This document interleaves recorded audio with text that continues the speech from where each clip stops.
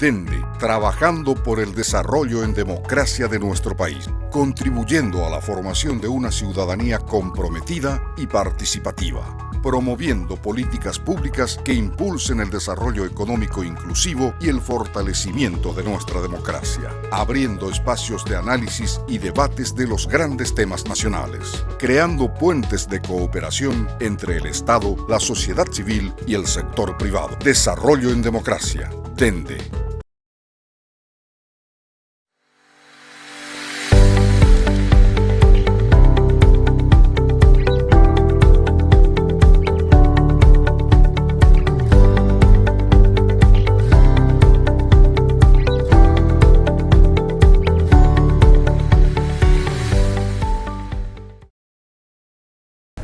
Muy buenas noches, bienvenido a Plaza Pública Dende. Si miramos los últimos 50 años de la historia económica de Paraguay, vemos que han ocurrido dos grandes momentos, han ocurrido dos grandes hitos que dieron un impulso a la economía paraguaya a partir de la década del 70 y a partir de la década del 90. En el 70 el primer gran hito fue la construcción de la represa de Itaipú. Eso permitió que el Paraguay creciera, que tenga energía a partir de ahí, energía abundante, que la economía paraguaya crezca a tasas promedio del 10% anual durante esa década. Ese fue el primer gran hito de los últimos 50 años.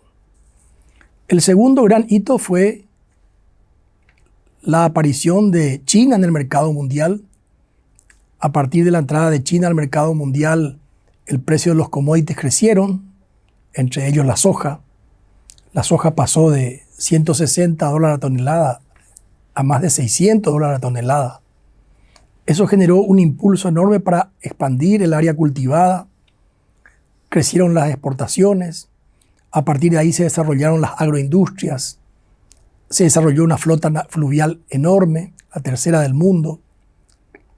Hoy estamos ante un tercer hito que puede marcar el crecimiento de Paraguay de los próximos años.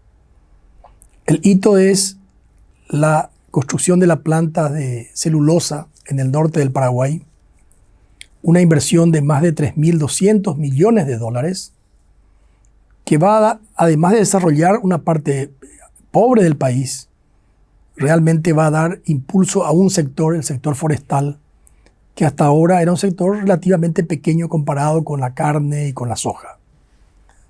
Esa inversión de 3.200 millones de dólares de Paracel va a ser seguramente ampliada en pocos años más con una segunda planta y se habla inclusive de una tercera planta. Para hacer posible estas plantas de celulosa se tiene que expandir el área de siembra. Hoy tenemos en Paraguay cerca de 200.000 hectáreas de bosques sembrados y para poder alimentar a esa planta que se va a construir en el norte del país, requerimos duplicar el área sembrada a casi 400.000 hectáreas, 200.000 hectáreas más. Fíjense que una cosa parecida tuvo el Uruguay hace unos años atrás, donde también comenzó con una planta de celulosa. Luego construyeron una segunda planta de celulosa y hoy está por terminarse una tercera planta de celulosa. Y eso hizo que Uruguay hoy, el sector forestal, supere al sector sojero y en poco tiempo más va a superar al sector ganadero e inclusive al sector del turismo como ingreso de divisa al Uruguay. Paraguay, con esta expansión del área sembrada que va a pasar a 400.000 hectáreas de bosques sembrados, va a estar todavía muy lejos de Uruguay, que tiene casi 1.200.000 hectáreas de bosque sembrado. Y Paraguay tiene todas las condiciones para que este sector se desarrolle y crezca muy rápidamente. El elemento más importante para que se instalen estas plantas es la rapidez con que se pueden crecer las plantas, los árboles.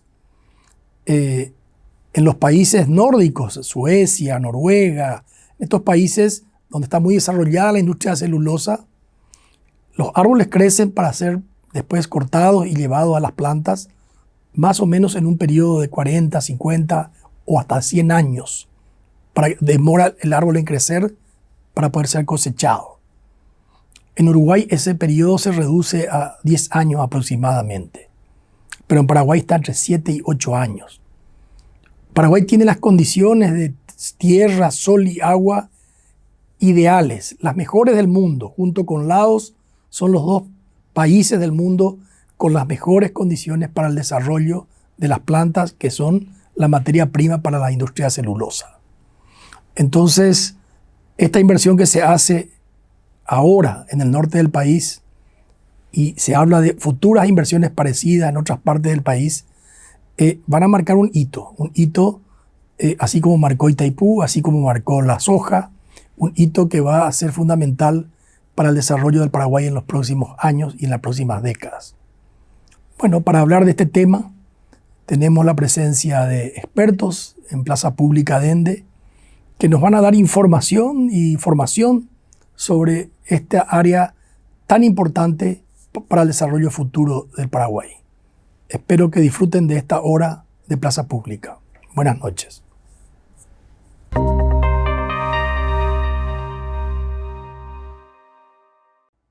Muy buenas noches, gracias Alberto por los comentarios iniciales. Efectivamente tenemos hoy a dos expertos en el tema forestal, de eso queremos hablar hoy. Así que muchas gracias Raúl Gauto, empresario del sector forestal, también miembro del FEPAMA, que es la Federación Paraguaya de Madereros. Correcto, sí. Bienvenido, Bueno, Raúl. buenas noches, encantado de estar acá con ustedes. Y Víctor González, que es director jurídico del INFONA, el Instituto Forestal Nacional. Gracias Víctor por acompañarnos. Gracias por invitar. Encantado de estar acá esta noche. Un saludo a todos. Aprovechamos también para enviarle un saludo a Cristina Oraleski, que es la presidenta del INFONA, que acaba de ser madre. Así mismo. Así que un saludo a Cristina. Bueno, ya entrando un poco en el tema, Raúl, quería empezar contigo.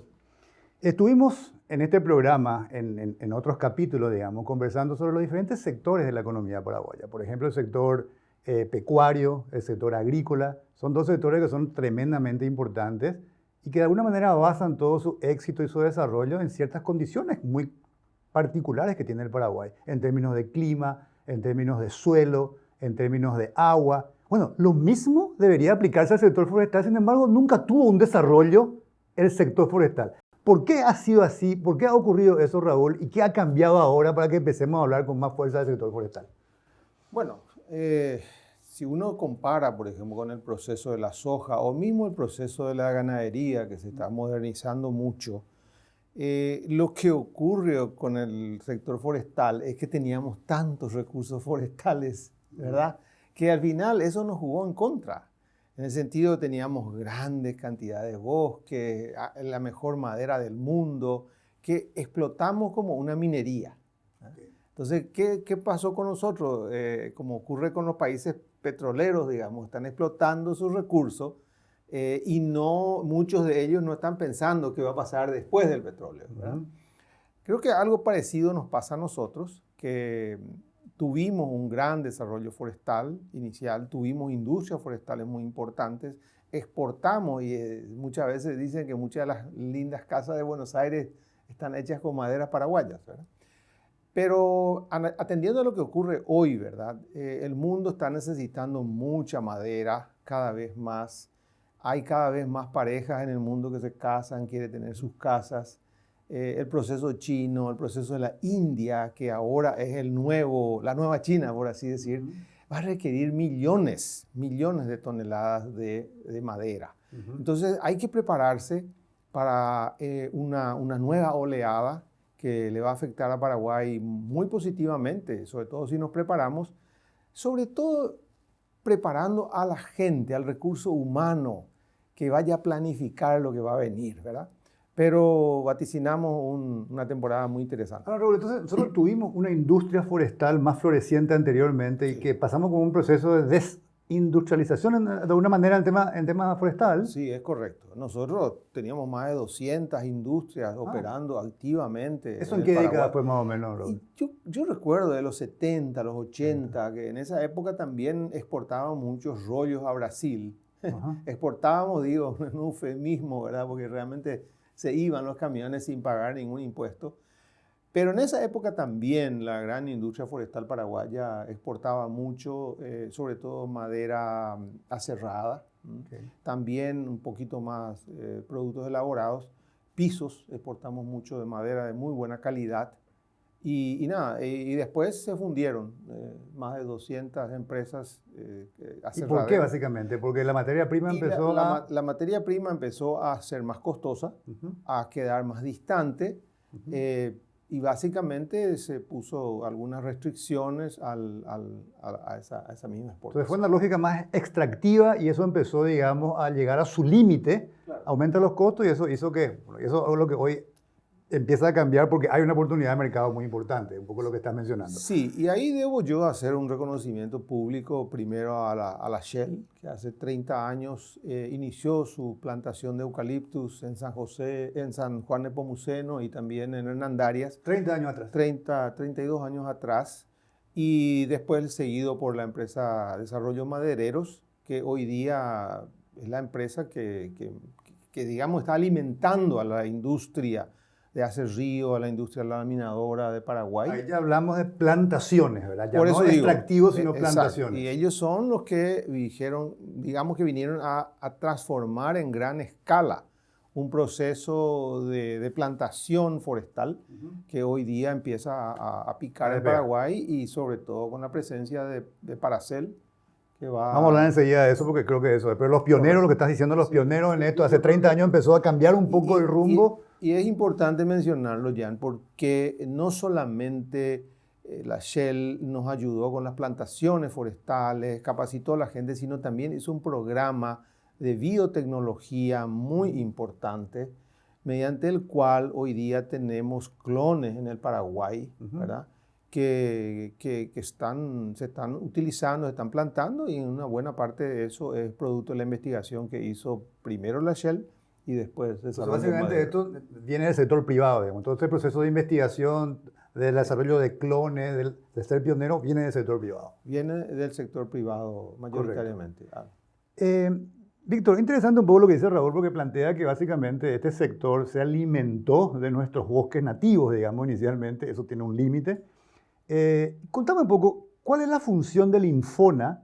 Y también después quiero hablar contigo de este reporte que solamente días atrás, digamos, o semanas atrás, el Infona publica sobre la situación de los bosques en Paraguay. Pero contanos primero, ¿cuál es el objetivo, el papel, el rol que juega Infona? El Infona, el Instituto Forestal Nacional, es la entidad gubernamental que se encarga de lo que es la política forestal productiva del país. Productiva del país, exactamente. La ley base del Infona es una ley del año 73, básicamente, cuando lo que es el Infona pertenecía todavía al Ministerio de Agricultura.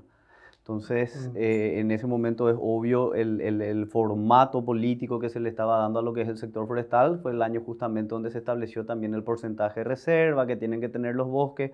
Justamente en esa década, coincidentemente, como dice el ingeniero acá, había esa abundancia y se pensaba, digamos, en cómo a futuro hay que conservar ese depósito de materia prima, por decirlo de alguna manera, viendo evidentemente la expansión de otros rubros, como la ganadería o la agricultura, o lo que se venía. Entonces el Infona diseña la política forestal productiva del país, cuál es la manera de hacer el aprovechamiento sostenible de los bosques nativos y cuáles son los impulsos y los apoyos que se puede dar desde las políticas del Estado a las plantaciones forestales, o sea, directamente, o sea, dos tipos de formatos distintos de la extracción de madera. Ok, pero entonces es la política forestal productiva. El Infona no se encarga nada vinculado a conservación de bosques, digamos, sino básicamente un aprovechamiento productivo sostenible. Exactamente. Desde que se creó la Secretaría del Ambiente, que también formaba parte antes de lo que era el Ministerio de Agricultura, y ahora ya es un ministerio independiente, la prerrogativa de hablar en cuestiones de ambiental, que sea proteccionismo, conservacionismo, cualquiera de los dos enfoques, es del medio ambiente. Okay. El Infona lo que hace es se mete en el mismo canal de toda una política o toda una agenda nacional que evidentemente tiene que ver con el desarrollo sostenible, pero no es el encargado de hablar del medio ambiente en sí, sino de la función productiva de la madera como un bien más o un recurso más natural que puede ser explotado. Correcto. ¿Y en qué año el Infona como que se independiza, digamos, sale del Ministerio de Agricultura y Ganadería? En el 2008. En el 2008, relativamente nueva constitución. ¿Y hoy depende directamente del Poder Ejecutivo, de Presidencia? Es un ente autónomo y autárquico, y su vinculación con el MAC es la siguiente, forma parte del sistema Maxelis, así mismo que el Senave, que Senax, o sea, formamos parte de un sistema del Ministerio de la Producción Rural, por llamarlo de alguna manera, pero en cuanto a las decisiones es autónomo y autárquico. Correcto. Y pasamos un poco ahora al tema del reporte que ustedes acaban de publicar, digamos. ¿Cuál es la situación de los bosques? ¿Qué decía ese reporte? ¿Cuál es el objetivo de ese estudio que se hizo? Y si puede darnos algunas conclusiones de eso. Este reporte, en efecto, siempre se daba periódicamente desde que Paraguay asume los compromisos de la Convención de Cambio Climático. Correcto. Desde el último acuerdo más importante, el Acuerdo de París, ¿verdad? Y los anteriores, o sea, digamos que desde la Convención de Río del año 92. Pero, ¿cuál fue nuestra preocupación cuando hacíamos estos reportes? Es de que las metodologías y los indicadores de reporte, que se le dice indicadores IPCC, se dictan en la Convención de Cambio Climático, pero para nosotros eran de alguna manera insuficientes para reflejar la realidad del país, teniendo en cuenta que estamos hablando en un escenario global donde se habla de desarrollo sostenible y de medio ambiente por sobre todas las cosas. Entonces nosotros quisimos pormenorizar mucho más los datos y ahí es que nos tomamos un tiempo un poquito más holgado. O sea, realmente desde que entramos en el 2018 empezamos a trabajar en poder hacer un reporte mucho más puntilloso, que no solamente se limite a decir había tanta cantidad de bosque, ahora hay tanta cantidad de bosque nomás, o se aprovechó tanto, se desmontó tanto, sino decir cuáles son las regiones donde se está teniendo más impacto, cómo funcionan los marcos legales. En la región oriental tenemos tal, en el Chaco tenemos permitido mucho más, cuáles son los departamentos, cómo se cumple, no se cumple, cuáles son las realidades sociales de los lugares donde está siendo explotado el bosque y a qué fin. Entonces, eso fue lo que nos movió un poco a hacer este reporte que con mucha alegría nos damos cuenta que tiene muy buen acogimiento. Pero básicamente entonces el reporte lo que indica es la situación de los bosques en Paraguay. Así mismo. Lo único que ya mucho más por departamento, la situación que ocurrió. ¿Y cuál es el número? Vamos a ver, ¿cuántas hectáreas de bosques hay en Paraguay? De acuerdo al reporte. Aproximadamente 15 millones de hectáreas. En total. En total. De las cuales, ¿cuánto están en la región occidental del Chaco y cuánto en la oriental? En la región oriental tenemos aproximadamente unas 2.700.000 hectáreas. ¿De bosques? Sí, y el restante está en el Chaco. 12.300.000, entonces, más o menos. es lo que está en el Chaco. Es como siempre te digo, números más, números menos, números menos. ¿Y eso cómo se ha venido comportando en los últimos años? Porque ustedes, este reporte abarca ¿qué años? 2017 al 2020 aproximadamente. 2017 al 2020, estamos hablando de... Unos cuantos meses entrados en 2020. 3 años y medio más o menos. Más o menos. ¿Y qué ocurrió? Hacia grandes rasgos, ¿qué números nos podés compartir de lo que ocurrió en estos últimos 3 años y medio en relación a los bosques? ¿Esto es solamente bosque nativo o también el reporte tiene una contabilización de las plantaciones forestales? El reporte del cual te estoy hablando, sí, solo bosque nativo. Solo bosque nativo. Nosotros diferenciamos lo que es plantaciones forestales, que el último reporte de lo que tenemos inscripto son más o menos 206.000 hectáreas de plantaciones forestales, pero en realidad eso es un poco más porque hay muchas pequeñas fincas que digamos que solamente uno puede reconocer haciendo recorridos físicos, digamos. Ok, entonces 15 millones de hectáreas de bosques nativos, 200.000 hectáreas de bosques de plantaciones forestales. Plantaciones forestales. Vamos a volver después a seguir un poco el desarrollo que es lo que Raúl está conversando hace rato. Y entonces, ¿qué ha ocurrido en estos últimos 3 años y medio de acuerdo al reporte? Y en la región oriental tenemos un porcentaje de pérdida de cobertura forestal aportamente de 80.000 hectáreas. 80.000 hectáreas se perdieron en estos 3 años. Claro, en todo ese periodo. ¿Qué significa se perdieron? Que hubo deforestación o cambio de uso de suelo o el término, digamos, técnico. Nosotros lo utilizamos cambio de uso de suelo siempre. Era bosque, dejó de ser bosque. Por un montón de motivos. Okay. Lo relevante de este informe es que nos dimos cuenta de que de todas esas miles de hectáreas que se perdieron, 80.000 dijiste. Sí, el 80% de eso se deben a unidades menores a 20 hectáreas, o sea, de 20 hectáreas para abajo. Okay. Entonces, ¿para qué nos sirve esto? Para darnos cuenta de que nuestro problema ya nos está quedando más estancado en el viejo paradigma de las grandes extensiones. O sea, de las grandes extensiones de aprovechamiento de agricultura o rural, sino que evidentemente hay un problema que se está suscitando a menor escala y que su reproducción está haciendo un número mucho más grande que el otro. Una pregunta. En la región oriental está vigente una ley que se la conoce como Ley de Deforestación Cero. Así mismo. ¿Esa ley también se aplica a las propiedades menores de 20 hectáreas? Esa ley se aplica a todo. A todo. Inclusive a la expansión en las zonas urbanas. Quiere decir que uno puede suponer que las 80.000 hectáreas que se perdieron fueron de manera ilegal. No todas. Ahí está, el truco está ahí, o sea, no el truco, sino que realmente el problema que generalmente se da cuando uno consulta en la calle, ¿verdad? O pregunta y te dicen, bueno, pero si hay ley de deforestación cero, ¿qué está pasando? Es que esa ley en realidad lo que prohíbe es la transformación, ¿verdad? De bosque a no bosque para darle otro uso, solamente para 3 actividades. O sea, para la actividad ganadera, para la actividad de la agricultura y para la actividad de asentamientos humanos. ¿Qué significa esto? Que si se hace una nueva ruta, no está alcanzado eso por la ley de deforestación cero. Sí está alcanzado por la ley de declaración de impacto ambiental, que es la que tiene que contemplar las contingencias que ocurran. No está alcanzado, por ejemplo, en esta última ley ya metimos una nueva salvedad, que si tenés una ciudad que está creciendo su polo urbano, ¿verdad? Su densidad urbana y se ve la necesidad de hacer desmontes, el único requisito que tiene es tener un plan de ordenamiento territorial aprobado por el Ministerio del Ambiente. Okay. Puedo decir en Asunción que bosque vamos a echar para hacer crecer, pero te vas un poquitito más, 60 kilómetros hacia adentro, y las zonas urbanas tienen amplias superficies de cobertura de bosque. Si haces un hospital, o sea, todo lo que no sea agricultura, ganadería y asentamiento humano. ¿Y ustedes pueden identificar qué porcentaje de ese 80.000 entonces formaron parte de algo que se podía hacer legalmente o no? Lo que hicimos fue determinar cuáles son los departamentos más afectados para ir más hacia dónde está la parte de los desmontes ilícitos, ¿no? Sabemos que hay un número de desmonte que responde al propio desarrollo de infraestructura del gobierno, por decirte, la línea 512 kV, la ANDE, por donde pasa, hay que hacerlo el desmonte abajo, claro, y eso está alcanzado. Y solicitamos los datos para no hacer si hacemos ese trabajo de hormiga, ir a mirar y contar, vamos a tardar seguramente 10 años. Solicitamos los datos y los seguimos trabajando. De hecho, nosotros solicitamos los datos a partir del año 2005. Son datos que estamos trabajando en toda esa franja. Nos concentramos mucho en el 2017 en adelante porque estamos en la necesidad de hacer ese reporte para la Convención de Cambio Climático. Entonces, esto es la región oriental. Vamos a volver un poco después para hablar qué ocurrió en el Chaco, digamos. Okay. Pero quiero volver, Raúl, 200.000 hectáreas de plantaciones. Estas son básicamente en la región oriental. Nosotros no tenemos un desarrollo de plantaciones forestales en la región del Chaco, ¿o sí? ¿Cómo es más o menos? ¿Cómo funciona ese sector? No, ocurre que cuando hablamos de plantaciones forestales ya estamos hablando normalmente de plantaciones comerciales, con un objetivo claramente de vender madera o vender leña. Y las industrias que procesan o que necesitan de esa materia prima están mayoritariamente en la región oriental e incluso en ciertas regiones de la región oriental.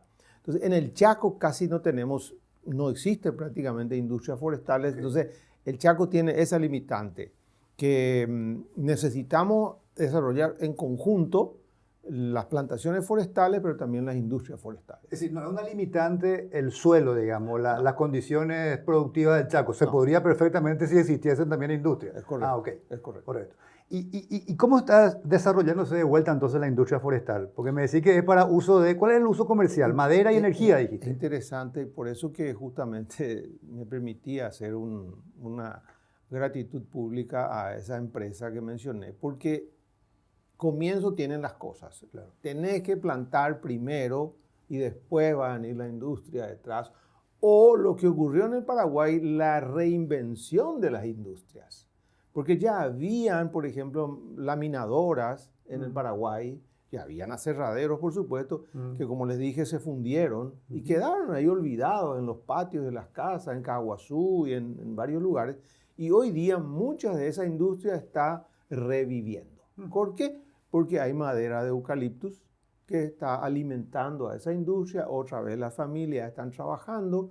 Algunas incluso ya tienen 2, 3 industrias, una en Oviedo, otra en Caguazú. O sea, es interesante ver cómo el eucaliptus y las plantaciones forestales han logrado revivir a las industrias y por supuesto también al empleo vinculado a eso. Sí. Estas 200.000 y pico de hectáreas son básicamente eucaliptos. Lo que Paraguay planta es eucaliptos. Sí, en gran medida. Hay muy poca en pino, muy poca en otros tipos de cosas, pero diría yo 98% son eucaliptos. ¿Y eso es porque hay condiciones más favorables para el eucalipto? ¿Por qué es solamente una...? El eucalipto, bueno, hay varias razones, ¿verdad? Voy a tratar de poner una o dos. Evidentemente el eucaliptus se tiene mucha genética, como dije, hace 30 años. También Brasil tiene mucha genética que ayuda mucho. También la industria ha encontrado el eucaliptus como un sucesor bastante razonable al cedro y a otras maderas de ley, como llamábamos. Las nuevas tecnologías también de manejo hacen que el eucaliptus, que antes se quebraba mucho, se rajaba mucho, hoy ya no, ¿verdad? El eucaliptus tiene alta supervivencia en el vivero, en el campo, reacciona muy bien, tiene un fuste recto, no es que se abre así con muchas ramas, le encanta irse recto. Entonces, y otra cosa importante, el eucalipto es el único árbol que yo conozco que hace fotosíntesis en un lado de la hoja y en el otro lado de la hoja, e incluso en el tallo. Entonces, crece a una velocidad fantástica. ¿Cuál es su velocidad de crecimiento para tener una idea así? Vamos a tratar de darle una idea. Sí. 1,5 centímetros por día. ¿Por día? Por día. Y a veces 2 centímetros. Si uno tiene las condiciones adecuadas, uno que casi en la tardecita les escucha crecer. Wow. Es fantástico. Es un árbol, es una gracia de Dios. Crece muy bien, crece muy rápido, genera mucha madera barata. No, perdón. De producir. Genera una madera barata de producir y eso permite también que se haya disminuido la presión sobre los bosques nativos para madera. El gran problema, a mi modo de ver, de la conversión de esos 20 hectáreas para abajo que comentaba acá el doctor, es porque mucha de esa gente ha vendido como leña. Eso que tenía ahí, parcela. Digamos, esa parcela de bosque tenía nativo. Una parcela de 2, de 5 hectáreas, encontró por ahí a un silo que le compra de manera irregular y ellos empezaron a cortar y de eso hicieron un poco de plata porque hendila caballuresa, como dice en el campo. Claro. Entonces, nosotros tenemos que apostar aún más al eucaliptus porque hay algo que es importante y lo han corroborado estudios internacionales. Los 2 países donde más crece la vegetación, y en este caso los árboles o el eucaliptus, son Laos y Paraguay. Entonces, ¿qué quiere decir? Que Paraguay está sentado en una cuenca fotosintética muy potente, donde la luz, la energía del sol, combinado con el agua y con el suelo que tenemos, genera uno de los lugares del mundo donde más crece en metros cúbicos por superficie la madera. La madera. Una cuestión, básicamente estas plantaciones se dieron no deforestando bosque nativo, ¿verdad? Esto se dio, ¿dónde se desarrolló? Porque esa es muchas veces la crítica que uno escucha, digamos. No, el eucalipto o las plantaciones están reemplazando a bosque nativo. Y lo otro que se dice también, Raúl, se escucha es como que consume el agua. ¿Cuál era? ¿Eso es mito, es realidad? Yo te digo, el que va a hacer una plantación forestal, obviamente con fines comerciales, trata de reducir los costos. Claro. Entonces, a vos lo que te conviene es plantar donde no hay ningún otro árbol. Claro. Porque vos, si no, tenés que primero limpiar de los árboles que están y después plantar y eso encarece. No, acá todo el mundo que ha plantado sobre suelos degradados, pasturas viejas, algunos han reemplazado cañaverales, en fin, siempre, pero no echando bosques, porque ahí no justifica. Ahí no te da los números, la matemática no da. Echar bosque para plantar eucalipto no da. Okay. Tenés que tomar una tierra ya habilitada, abierta, correcto, utilizada, que era antes un algodonal o lo que fuera, y ahí le metes el eucaliptus, ¿verdad? ¿Y el tema del agua que también se comenta? Eso también. Voy a tomar un poquito de tiempo en explicar esto. Sí. Hay más de 700 variedades de eucaliptus en el mundo. 97% de ellas vienen de Australia. Australia, siendo un país continente, tiene todos los climas. Al tener todos los climas, uno tiene eucaliptus para zona desértica, para zona pantanosa, para zona neutra, para zona franca, para alturas, hay de todo. Si uno trae un eucaliptus adaptado a las condiciones del Paraguay, que tiene 1100, 1200 milímetros de lluvia, ese eucalipto se comporta súper bien y no consume mucha agua. Okay. Incluso les puedo decir algo más. Hay bosques nativos paraguayos que evaporan más agua que una plantación de eucaliptus. Porque la densidad que se planta muchas veces en los sistemas silvopastoriles solamente 600 plantas por hectárea y baja incluso a 250 plantas por hectárea. Mientras que en cualquier bosque nativo uno tiene más de 350 especies interactuando. Entonces, el mito de que el eucalipto seca la tierra es exactamente eso, un mito. ¿Verdad? Perfecto.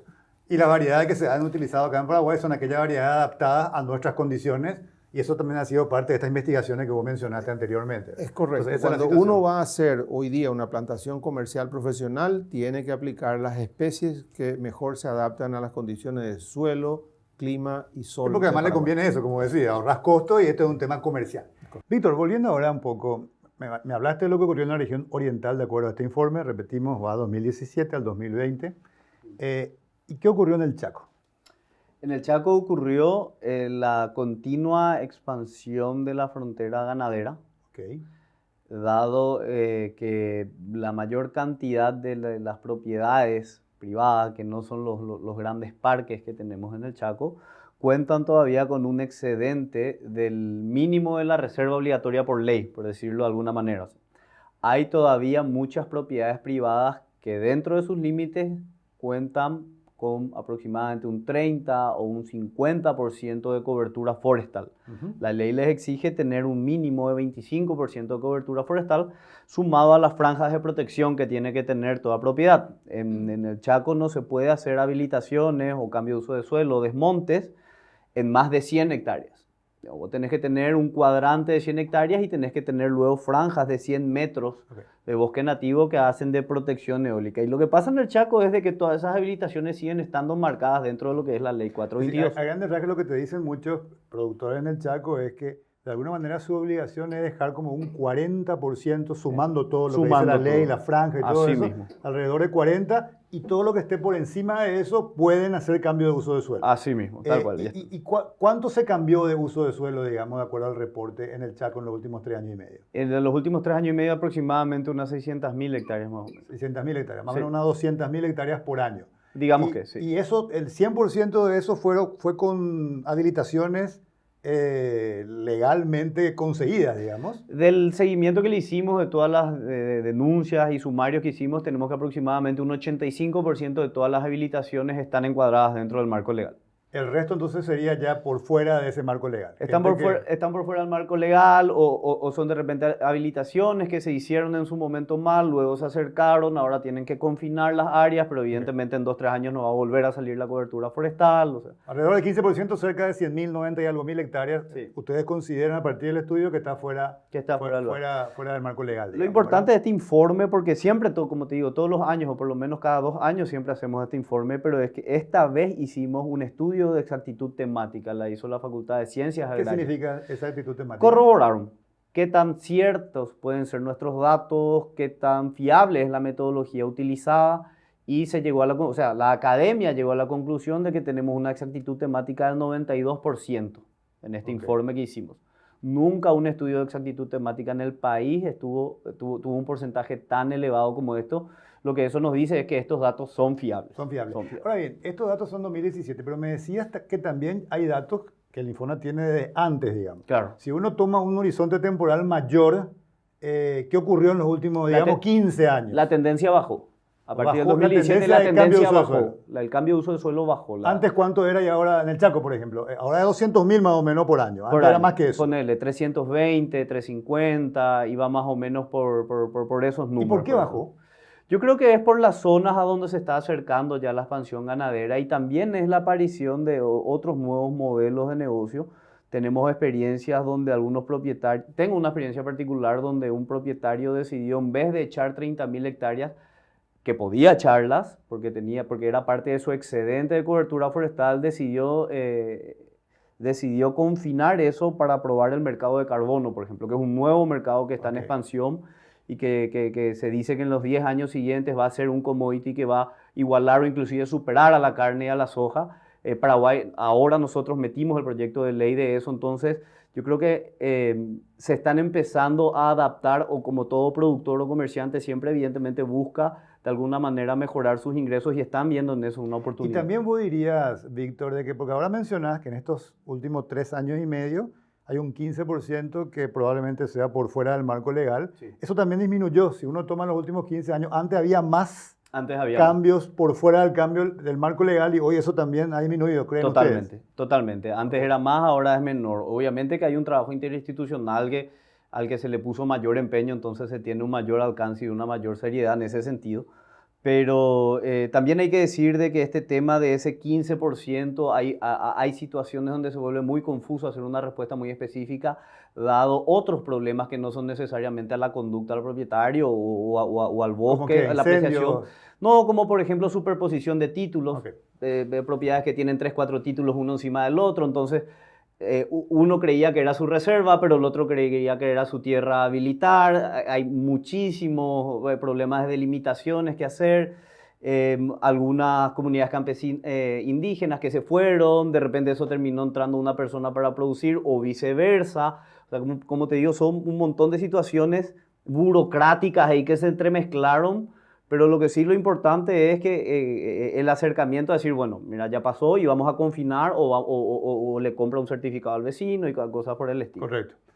Volviendo un poco, Raúl, mencionaba el tema primero el mercado internacional que está demandando cada vez más, por las razones que vos mencionaste, la clase media creciente, las condiciones que son extremadamente favorables en Paraguay en cuanto al clima, tenemos la tecnología ya adecuada, tenemos las especies adecuadas, el tema de eucaliptos. Y está creciendo esto, digamos. ¿Cuál es el impacto que hoy tiene el sector forestal en términos de, no sé, en términos de producción económica, en términos de empleo y sobre todo hacia dónde vamos, digamos? Porque uno de repente dice 200.000 hectáreas, espectacular, y Uruguay tiene como 1.200.000 hectáreas, ¿verdad? Aparentemente con menos condiciones, un país más pequeño. ¿Hacia dónde vamos? ¿Vamos hacia ahí? Sí, yo creo que sí. Para mí es inexorable que Paraguay se convierta en un país agropecuario forestal, ¿verdad? Es el complemento ideal, sobre todo, por ejemplo, a miles de hectáreas ganaderas que hoy día tienen o pasturas naturales o pasturas degradadas. Esas son las que más rápidamente deberían incorporar el tema forestal encima para integrar su pastura con los árboles. Primero porque diversifica, aumenta su capacidad de ingreso y segundo puede también meter tecnología, o sea, cambiar la pastura vieja o natural por una pastura implantada de mucha mayor productividad. Eso es lo silvopastoril. Eso sería lo silvopastoril. Otra ventaja importante que tiene Paraguay es uno de los pocos países del mundo donde existe tierra disponible. En Paraguay hay tierra disponible, en San Pedro hay grandes cantidades de tierra que podrían ser forestales. En Cazapá. ¿Que hoy son qué? ¿Esas tierras hoy son qué? Y son o de ganadería extensiva o de poca productividad, ¿verdad? Que hoy día están con muy poco uso, pero normalmente ganadería extensiva de poca especialización. Lo mismo ocurre con Cazapá, que ahora se abrieron nuevas carreteras en Cazapá y eso está abriendo vastas superficies que antes estaban casi olvidadas, con una producción bajísima de 10, 20 dólares por hectárea por año.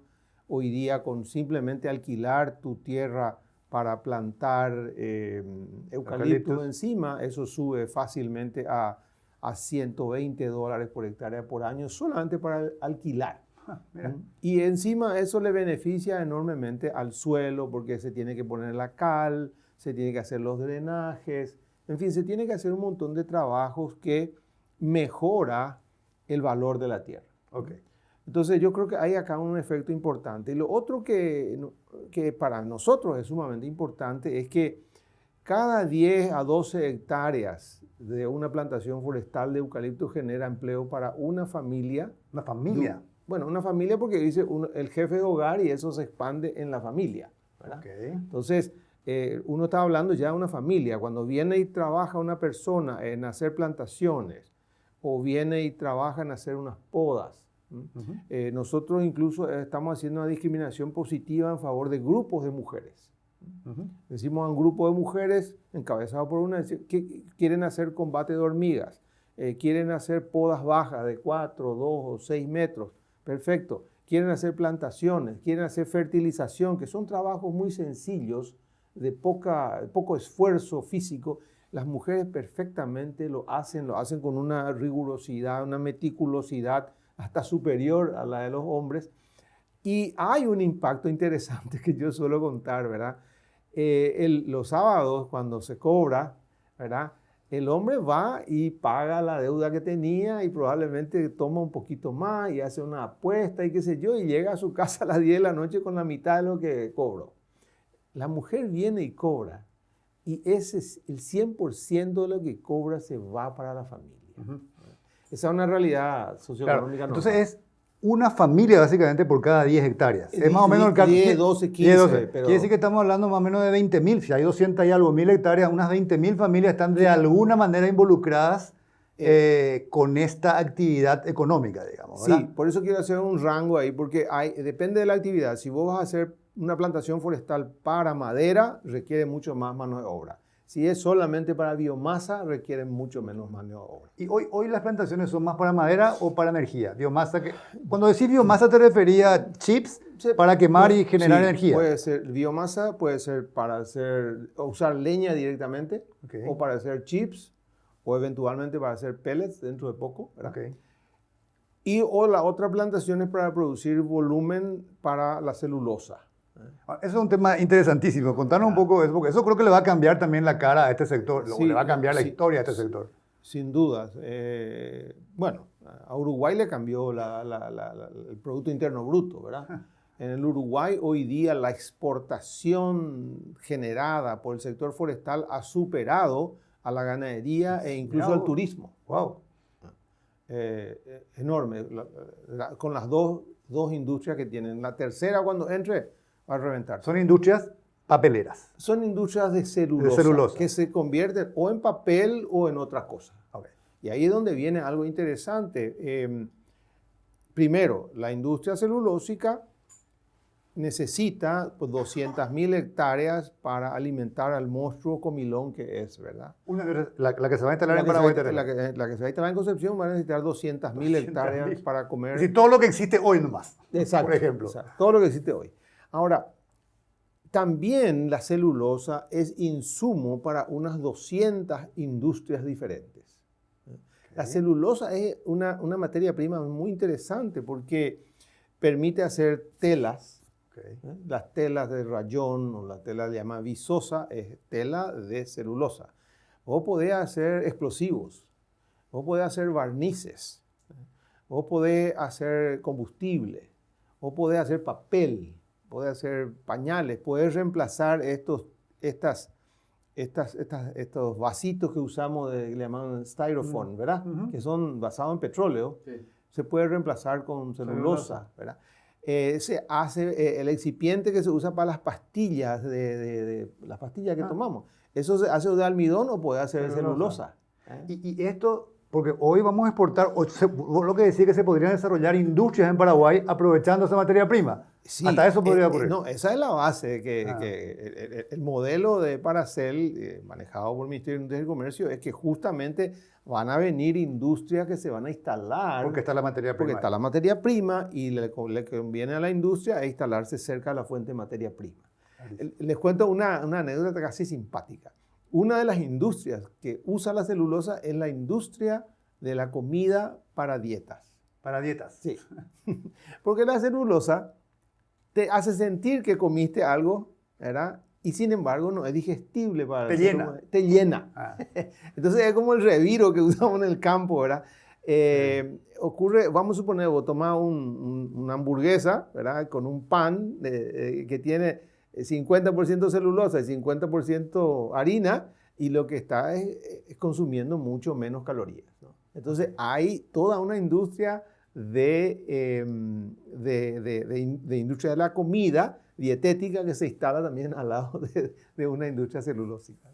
Qué interesante. Bueno, entonces, pero 200.000 solamente esa va a usar. Sí. Entonces, uno puede esperar entonces que empiece a acelerarse las plantaciones porque están los otros usos, ¿verdad? Los otros usos de energía, los otros usos para madera. ¿Nos quedamos ya sin materia prima entonces? Justamente es importante lo que decís, Jan, porque yo estoy pensando ya qué va a pasar con los silos dentro de 4 o 5 años ¿Qué va a pasar con... ¿Los silos por qué? Porque necesitan... Los silos para secar el maíz, la soja, el sorgo, necesitan algún tipo de fuente de energía para secar, porque no puede, la soja no puede ir con 22% de humedad en el contenedor, ¿verdad?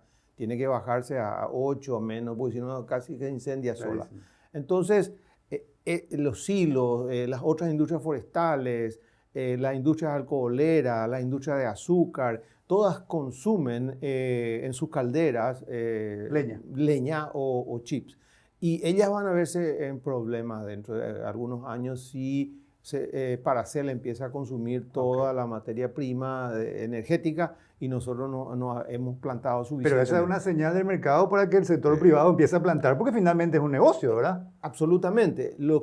Pero lo que tenemos que hacer nosotros mediante este programa y la ayuda de usted es avisarle a la gente que esto está ocurriendo. Que esto va a ocurrir, porque esto es una tormenta que se está preparando para dentro de unos 4 años. Es interesante. Esto me lleva un poco, Víctor. Vos decías, el Infona tiene como objetivo central desarrollar la política forestal sostenible productiva. ¿Cuáles son algunas de esas políticas? Acá se mencionó una, información probablemente sea una, pero ¿cuáles son esas políticas que está impulsando el Infona para que el sector se vuelva más productivo y de manera sostenible? Destrabar cualquier trámite que implique realizar la actividad de plantación y promover el sector o incentivar al sector financiero a este tipo de apoyo. Como dijeron ustedes, el ejemplo de Paracel es muy bueno para tomar en cuenta el cambio de paradigma que va a representar. Hoy tenés 206.000 hectáreas plantadas registradas. Tenés un montón, o sea, tenés un poquito más ahí de como te digo, estas pequeñas fincas de repente que no se la encontrás. Paracel va a representar prácticamente la duplicación de eso. 200.000 hectáreas más o menos de plantaciones va a empezar. Imagínate que cuando ahora hace poco Brasil anuncia que va a abrir otra papelera, todo el programa, lo que es Paracel, se empieza a expandir mucho más de lo que esperaba y las propuestas de compra de las plantaciones de ellos están llegando inclusive ya hasta terrenos que están en Cazapá. O sea, se está dando una expansión gigantesca de lo que es la necesidad de tener a disposición esta materia prima. Y desde el Infona, acciones en concreta que hacemos, por ejemplo, son el trabajo en conjunto con el Banco Central del Paraguay para que los certificados de los vuelos forestales puedan constituir una garantía real y que la banca de primer y segundo piso tenga la obligación de aceptarla esa como tal. Es un formato, es una ley que existe ya hace varios años, ¿verdad? Es un formato básicamente de arrendamiento, pero muy especial. Vos tenés un terreno de ponerle 1.000 hectáreas, yo me voy y digo, vamos a delimitar 300 hectáreas dentro del terreno y vamos a constituir un vuelo forestal. Y eso es inscripto en los registros públicos y esa constancia de haberlo inscripto es tu garantía real. Vendría a reemplazar a la garantía hipotecaria si es que vos necesitas acceder a un crédito. Si la propiedad en conjunto de esas 1.000 hectáreas tiene algún destino a futuro, se vende, entra en sucesión, tiene esto, tu lugar de 300 hectáreas queda inamovible. Es decir, lo que está por encima de eso es inamovible. Queda totalmente inamovible. Y eso facilita y destraba la posibilidad de generar mucho más tranquilidad, digamos, y seguridad. Totalmente, porque son negocios que son a largo plazo. Vos decís, bueno, el eucalipto puede, dependiendo del uso que le vayas a dar, creo que está ahora entre 12 y 15 años si vas a usar como madera y no como biomasa, ¿verdad? Más o menos. Pero esa es una jornada, una etapa de crecimiento. Tenés después el rebrote, o sea, no es que una vez crece, cortá y te vas a otro lugar. Claro. Eso vuelve a crecer, entonces necesitas grandes periodos de tiempo que te den esta seguridad jurídica. Eso a su vez destraba al sector y al mercado financiero porque ¿cómo puedo yo, banca, confiar en un negocio tan a largo plazo que tiene un montón de posibles contingencias, incendio, plagas, un montón de cosas? Bueno, la constitución del vuelo forestal es la garantía real de los bancos y eso hace que se pueda acceder también a nuevas modalidades financieras, las cuales también hemos impulsado y hoy por hoy ya hay experiencias exitosas como el crédito forestal, que es un crédito que vos devolvés los intereses y el capital en 2 etapas recién. Una etapa con el primer raleo, haces un pequeño pago, pero la devolución del capital total recién con la obtención del producto final, o sea, a los 12 años. Se adecua a la realidad de este negocio claro, a más largo cosa plazo. Que antes no existía. Porque eso ya hay hoy. Eso ya existe hoy. Y no solamente hay en papeles, no es solamente una cuestión, sino que ya los créditos ya se dieron. O sea, ya hay varios bancos que ya apostaron por eso y ya lo dieron, ¿verdad? Entonces, ¿cómo vincular justamente y diversificar para alejarnos de esa realidad que estaba aplicando antes el ingeniero, simplemente de esa forma extractiva, así medio en bruto, ¿verdad? Llevar las cosas, es como básicamente no agarrar y sacar el carbón y vender, sino quedarte a trabajarle un poquitito, ¿verdad? Y descubrir el diamante. Entonces, el modelo del negocio forestal hoy por hoy ofrece demasiadas otras opciones que no necesariamente implican esperar a que termine el periodo de crecimiento y hacer el aprovechamiento de la madera per se. Hoy por hoy, cuando el proyecto de ley, como te dije, que ya lo presentamos, el de mercados de carbono, vos suponete, te voy a dar un círculo, digamos, de posibilidades siendo vos, o sea, siendo muy optimista, pero siendo, digamos, Juan Pérez, ¿verdad? Vos sabés de alguien que tiene tierra y que no va a usar para nada, que es apta para cultivos forestales. Podés ir a constituir el vuelo forestal. Sí. Con la constitución del vuelo forestal podés ir a solicitar el crédito para tu plantación, que vas a devolverlo en 12 años.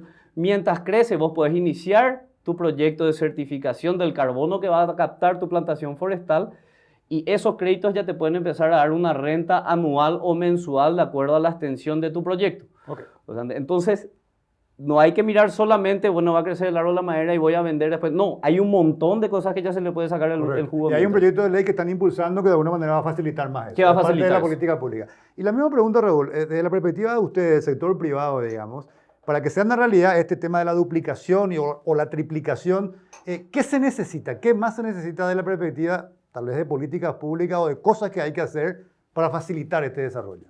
Bueno, yo creo que, sí, él ya mencionó el doctor las cosas que se pueden hacer del Estado. Yo creo que el sector privado, una de las cosas más importantes es generar un mercado secundario. ¿Cuál es el mercado secundario? Y no tener que esperar a 10 años o a 7 años para que vos puedas utilizar el dinero. Vamos a suponer que vos tenés una emergencia familiar por salud o lo que fuera y vos puedas vender tu bosque de 4 años. Es muy importante que haya un mercado secundario, que ya haya una cotidianeidad, que la gente ya conozca. Y, yo quiero comprar 60 hectáreas. Bueno, pues genial. ¿Quién quiere vender 60 hectáreas de bosque? Yo tengo uno de 4 años, tengo uno de 3 años en Carapeguá, yo tengo otro en Itapúa. O sea, que se mueva ese mercado como si se fueran a vender vacas o se fuera a vender una casa. ¿Y eso de qué depende, Raúl? Y eso depende de que el mercado empiece a conocer. Esto que están haciendo ustedes ahora, que estamos hablando, esto es parte importante. Generar. Lo otro también es lo que se ha generado recientemente con la Casa de Bolsa CADIEM, hicimos un fondo ecoforestal, el primer fondo forestal. Entonces, ¿qué pasa? La gente puede ir, cualquier persona puede ir con 30 millones, 40 millones, 50 millones de guaraníes, compra una cuota parte de ese fondo y es dueño de un proyecto de 6 millones de dólares. Es decir, es dueño de una parte de una plantación. Claro, pero ocurre que cuando vos sos dueño de un pedazo, pero hacer enorme economía de escala, porque no es lo mismo plantar vos tus 4 o 5 hectáreas y tener ahí que sos parte de un proyecto de 2.000 hectáreas donde todo sea barata. Y para más, las industrias se interesan en un proyecto de 2.000 hectáreas porque hay mucha materia prima. No es lo mismo que ir a comprar 6 hectáreas acá, 3 hectáreas allá. Es un problema. Entonces nosotros tenemos que generar las herramientas y las facilidades y también las seguridades. Por ejemplo, este fondo que instalamos con CADIEM es unas pocas plantaciones forestales que va a tener un seguro forestal. Seguro incluso. Seguro forestal. ¿Por qué? Y porque la gente le tiene miedo al incendio, ¿verdad? Nosotros que operamos todo el día con eso sabemos que no es un riesgo muy grande, pero no le puede transmitir eso a la gente. Entonces vámonos ya a ponerle un seguro forestal con ciertas condiciones para que la gente vaya, invierta y duerma tranquila. Esas son las cosas que el sector privado tiene que hacer. Aparte de eso, tenemos que fortalecer las certificaciones, tenemos que mejorar, hacer las mejores prácticas. En fin, hay mucho trabajo también de formación de la gente. Tenemos que empezar todos a usar chalecos de seguridad, que la gente esté capacitada, que el motosierrista no tenga que dañarse. O sea, hay mucho trabajo que hacer del sector privado para levantar el estándar y que esto también atraiga a los grandes fondos internacionales que están mirando a Paraguay con mucho interés. Y yo creo que apenas Paraguay tenga grado de inversión, nos vamos a sentir inundados de recursos para plantaciones forestales. Que van a venir para el sector forestal, básicamente, ¿verdad? Bueno, nos estamos quedando sin tiempo, realmente muy interesante. Quería un poco redondear lo que he escuchado. Básicamente venimos de un sector forestal que históricamente en Paraguay fue importante, lo decías vos, Raúl, ha generado un montón de industrias, pero básicamente la lógica era extractiva, digamos, ¿verdad? De los bosques nativos. Eso llegó a un límite, hubo un proceso incluso de desindustrialización que ahora hay que revertir, ¿verdad? Hoy la situación forestal, por lo que mencionaba, y particularmente del reporte de Víctor, es que tenemos 15 millones de hectáreas de bosques nativos, de los cuales unas 12.300.000 están en el Chaco y unas 2.700.000 están en la región oriental. Tenemos un proceso de pérdida de esos bosques en la región oriental, en su gran mayoría, de manera ilegal, porque hay una ley que prohíbe el cambio de uso de suelo, y tenemos unas 80.000 hectáreas en estos últimos 3 años y medio, que es lo que el reporte estuvo controlando, estuvo monitoreando. Y tenemos en el Chaco unas 600.000 hectáreas, pero en un 80 y algo % se considera que forma parte de los planes de manejo y de cambio de uso de suelo que existen, digamos, 85%. Eso deja un 15% en la nebulosa que todavía hay que ver. Por otro lado, tenemos 200 y pico mil hectáreas de plantaciones, que es lo que está generando, digamos, todo este desarrollo de vuelta, lo que vos decías, Raúl, y con un potencial de crecimiento enorme, fundamentalmente porque hay una demanda global que realmente necesita de la madera e incluso una demanda local que necesita de energía, y hoy eso se alimenta fuertemente con esta industria nueva, con Paracel, que sola ella va a demandar para la producción de celulosa 200.000 hectáreas, todas las que tenemos. Eso hace que haya un incentivo enorme del sector privado, digamos, para que rápidamente se duplique eso. Hay políticas públicas que el Infonavit están impulsando, como marcos normativos del vuelo forestal, como sector financiero que empieza a entender mejor cuál es el modelo de negocio y adaptar sus productos en función a eso. El sector privado que también empieza a adaptarse cómo tiene que ser, no solamente la parte de genética, la parte de clones, la parte productiva, sino también la parte de manejo, digamos. Con un impacto, y vos lo decías, Raúl, muy importante en términos de empleo. Aproximadamente entre 10 o 12 hectáreas genera una familia que se emplea, básicamente. Eso entonces tiene un impacto social muy grande, ¿verdad? Y en función a eso está todo este potencial enorme de desarrollo que tiene, y que Paraguay, como bien decía, también todo el tema de la posibilidad de tener tierra disponible, el tema silvopastoril, decías vos, esto se puede básicamente vincular con el tema ganadero, y las condiciones estructurales o las condiciones naturales de nuestro país que hacen que tengamos el clima, que tengamos la radiación solar tan favorable que hace que el crecimiento sea de los más grandes del mundo, digamos. Entonces, dicho esto, parece que están dadas las condiciones para que este sea realmente un sector que tenga un fuerte desarrollo y donde realmente el sector privado le puede ir muy bien, y también, por lo tanto, y por ende al país. Así que muchas gracias, Víctor, gracias, Raúl, por la presencia. Un gusto realmente haberlos tenido, y bueno, muy buenas noches a todos.